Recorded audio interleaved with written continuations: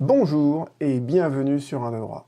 Aujourd'hui, j'aurais souhaité brièvement évoquer avec vous un avis qui vient d'être rendu le 3 avril 2019 par la Chambre sociale de la Cour de cassation concernant une problématique qui est très débattue et qui est la suivante. Est-ce que le salarié, avant de prendre acte de la rupture de son contrat de travail, doit mettre l'employeur en demeure pour que celui-ci puisse éventuellement corriger ses torts et éviter que le contrat de travail soit rompu?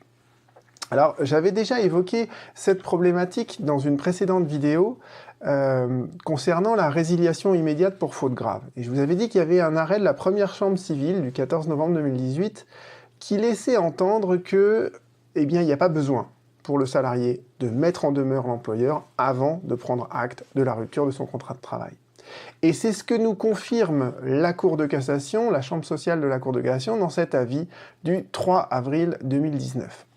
Donc, la Cour de cassation, elle avait été saisie par le Conseil de prud'homme de Nanterre, et le Conseil de prud'homme de Nanterre avait donc posé à la Cour de cassation la question suivante: est-ce que, préalablement à la résolution unilatérale du contrat de travail, et la prise d'acte est une résolution, enfin plutôt exactement une résiliation unilatérale du contrat de travail, est-ce que le débiteur, donc autrement dit, le créancier, le salarié, doit mettre en demeure le débiteur défaillant, c'est l'employeur, de satisfaire son engagement dans un délai raisonnable avant cette résolution? Et la Cour de cassation nous répond que, eh bien non.